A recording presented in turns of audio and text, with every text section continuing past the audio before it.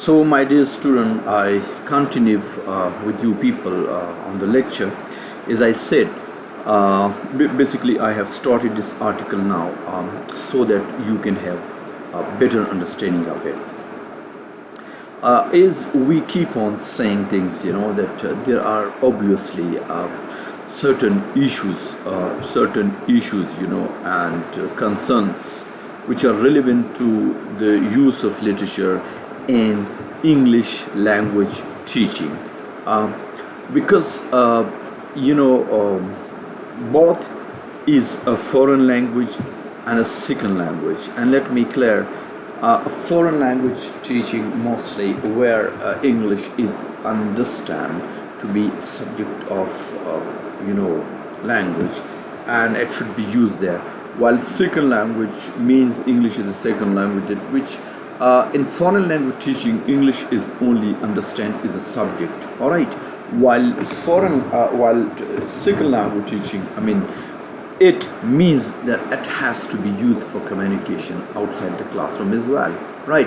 So similarly, obviously, this is very indeed difficult, and many scholars, subject and teachers, and even sometimes many literary text works are integrated in English teaching, such as song, such as poem and short story, because literary texts, remember that literary texts, they have become the part of teaching, because literary texts are works, because they why are they integrated, why are they made part actually of English teaching? Because sometime in the shape of songs, sometime in the shape of poem, and sometime even short story. Because remember, my dear students, remember why they are the part actually of any literature. Because remember, because the answer is because literary texts, they do what? They provide much. Remember, they provide what? Much aesthetic, all right, aesthetic, intellectual and emotional pleasure to the students, right? For example, if you are happy, for example, if you watch a movie, so it actually enthuses you, it exerts in you a kind of pleasure. That is your pleasure which makes you wait, and makes you watch such a big drama. So when the pleasure is there, obviously, so all these actually aesthetic and emotional pleasure. So aesthetic in simple term means that which has something to offer you, which has something which really attracts you, right?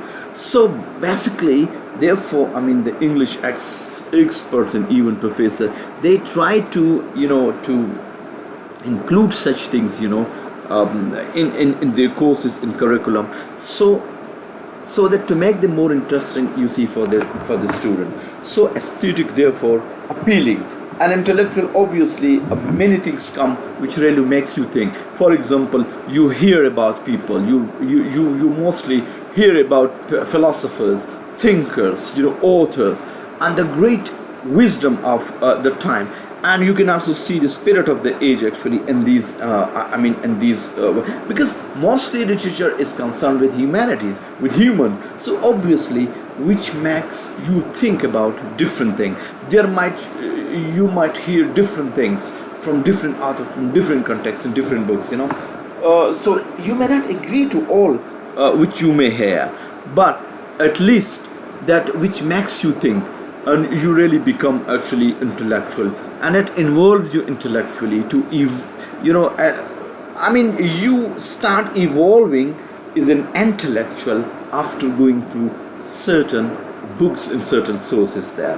So my dear student, so when the piece of literature, the literary texts, they have the aesthetic, the intellectual, and the emotional pleasure. So obviously it becomes more and more actually interesting there.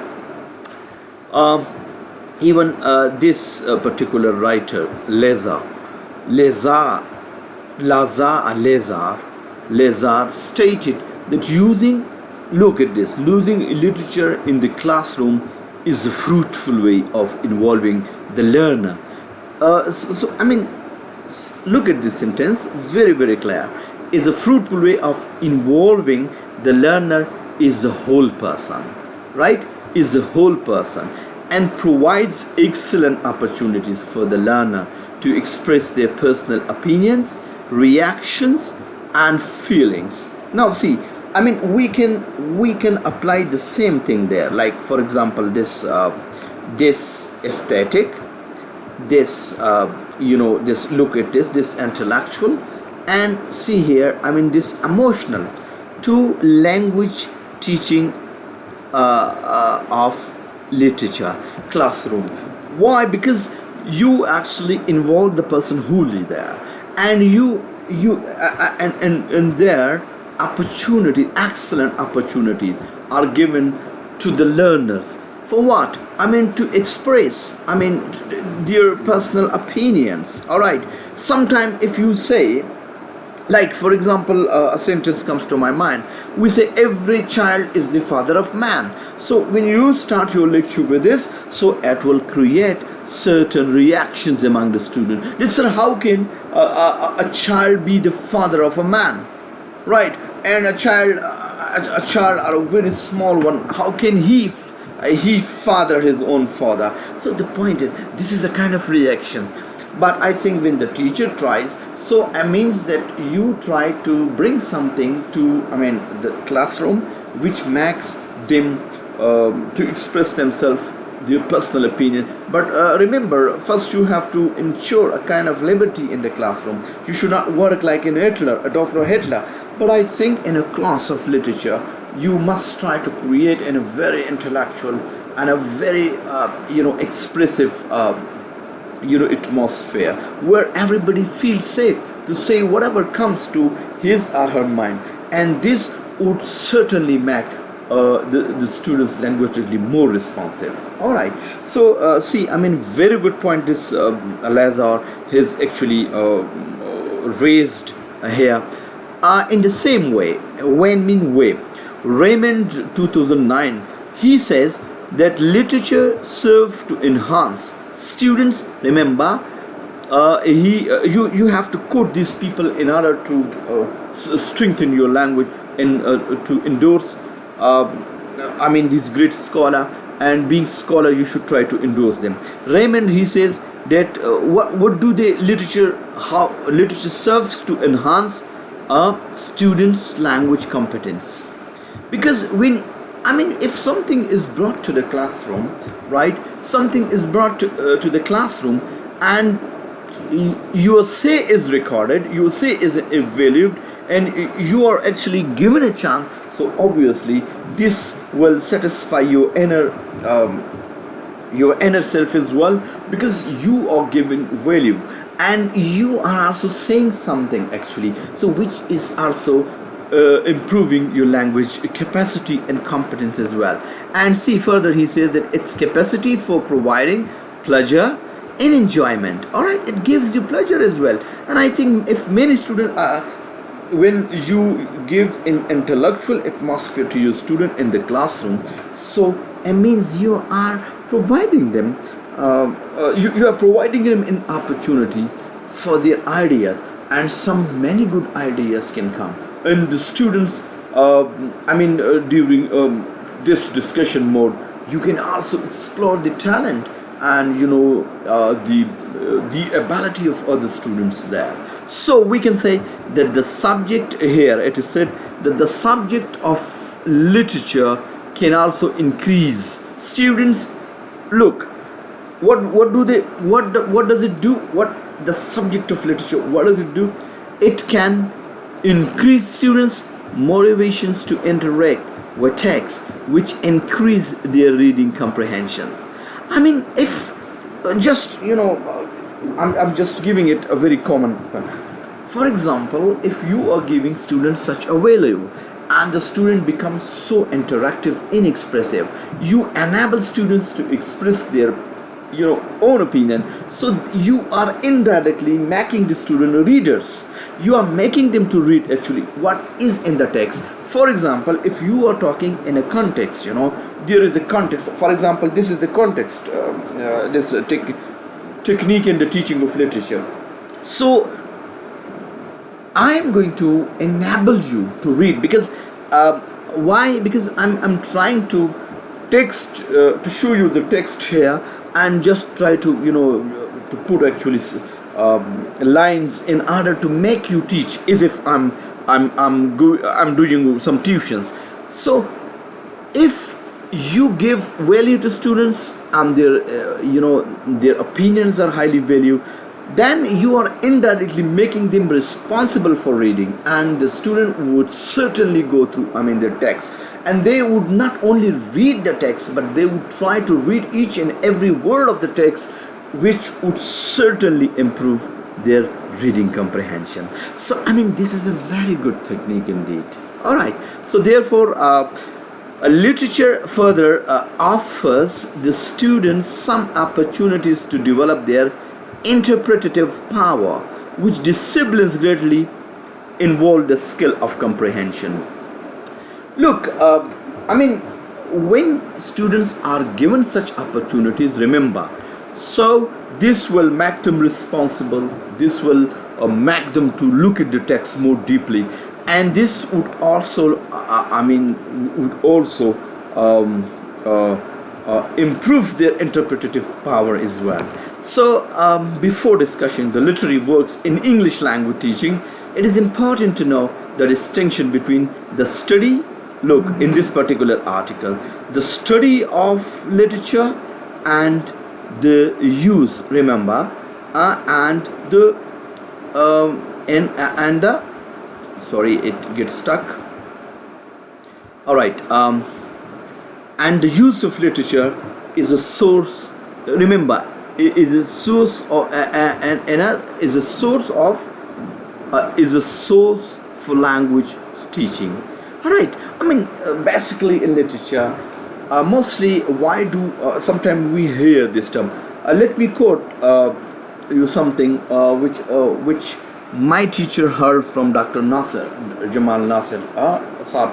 He says, and I very often I use this thing with you people that the student of literature, he knows something about everything, while the student of science, he knows everything about one thing. So you see, and the student of literature, because he studies life, and life, there could be many interesting events, many shocks and many other things. So literature is a subject, it enables the students, it enables the students to make them more expressive, more adaptive, and you thus when you try to develop such a technique in the class, this would certainly make even the most shyest students of the class to come up and to say their, sometimes it's not necessary that they should say everything in English, but I think before you make them to learn English language, you at least make them first expressive, at least even in their mother tongue as well. So my dear students,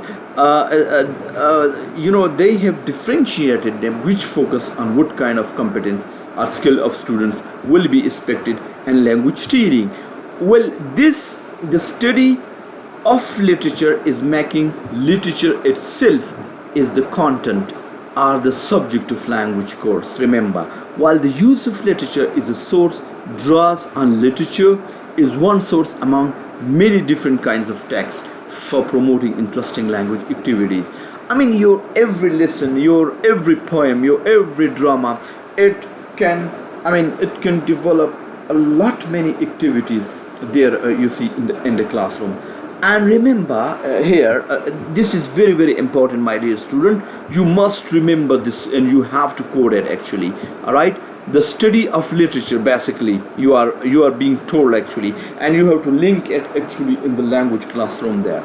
The study of literature aims at developing what aims at developing what? Literary competence. Means literary competence that you are going to understand. It enables you to understand any literary piece given to you people. It gives you understanding of that literary. You becomes master in that, all right, of the student. While the use of literature may, see here, the study of literature aims at developing literary competence of the students. it develops in them the understanding and literariness of any text, while the use of literature may not aim to develop literary competence of the student, but it is possible that the students will begin to acquire that competence through their exposure to the literary text. So the use of literature, if you are exposed to it, so you can understand and you can be more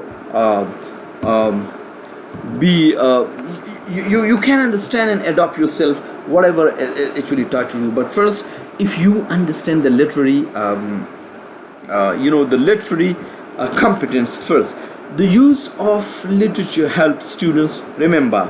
Now what does literature does? It actually to sensitize the students. All right, so you see that student of literature is more sensitive. It's a generic term. It's not like we cannot strictly say that the student of literature are sensitive and the science are not. But at least you study life, you study feelings, you look pictures, you look lives, and students literacy discourses develop in readers a lifelong interest in and appreciation, and develop students awareness of language use. And this awareness, remember, spurts their effective and experiential achievement that will motivate them to read on. For example, effective means, my dear student, which appeals to the feelings, right?